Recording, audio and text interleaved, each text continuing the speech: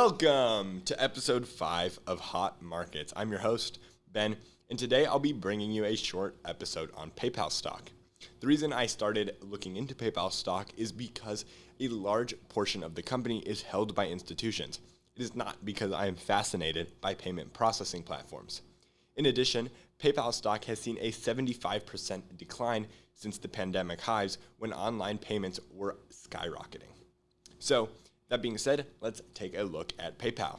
Before we get started, let me show you what had me looking into PayPal stock further. Here are the statistics. 72.83% of the company is currently held by institutions, as you can see here. 1,494 institutional buyers and only 1,311 institutional sellers. Those numbers are pretty close, but still more buyers than sellers. And nearly $4 billion more money coming in through institutional buyers than leaving through institutional buyers. So that is why I decided to look into this company further. Now, these statistics are not the end-all be-all for any company. When talking about institutional investors and how much of the company that institutions hold, you need to understand, are they buying the company actively or are they buying it passively through indexing? And here's how you can tell.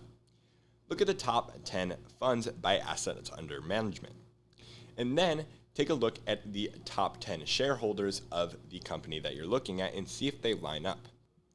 Now, in PayPal's instance, as well as any other company's instance, the top funds are BlackRock, Vanguard, Fidelity, State Street, Morgan Stanley, JP Morgan Chase, Goldman Sachs, Capital Group, BNY Mellon, and PIMCO. Now, if you take a look at PayPal's top institutional holders, well, just top holders, you see that the companies or funds don't exactly line up. You have Vanguard, BlackRock, and State Street at the top, sure, but then you get into the bottom of the rankings and you see that you have OFI, Comprehensive, Geode, Morgan Stanley, Norges Bank, Fisher Asset Management, and FMR LLC. So with this non-alignment of top funds by asset under management and institutional ownership of the company, this means that PayPal is being actively bought by some smaller funds rather than being indexed into by all the funds, which is reflected in the biggest companies not holding the most shares, besides the top 3, which are so big that it doesn't even matter. Anyway, now that we've looked at what the institutions are doing, let's look at how the company and the stock have been performing.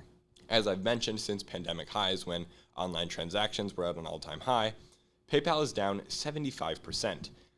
It is about flat from this time last year and as well as flat from year to date.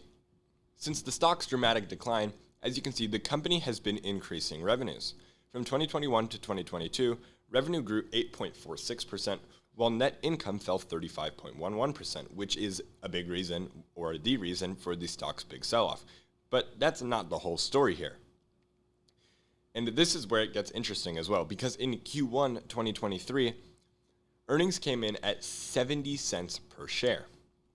That's a 62.79% increase year over year, putting PayPal at an annualized EPS of $2.80 for 2023, a 40% year over year increase. Yet the stock plummeted 21% in the 17 days following earnings.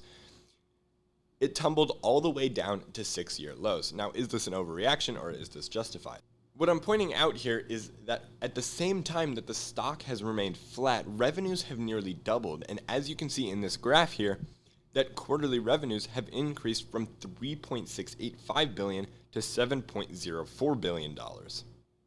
In short, PayPal saw a huge downturn post-pandemic, both as a stock and a company. Since the stock has reached its lows, the business has started to get its footing back, but the stock market has not reacted accordingly. That's it for today's episode of Hot Markets. Just a quick one for you on PayPal stock. There are a ton of smart people on YouTube who are buying the stock. If you want to check out their videos, there will be some links in the description. But I personally am not loading up on this company. And as always, the Exchanger signing off. Peace!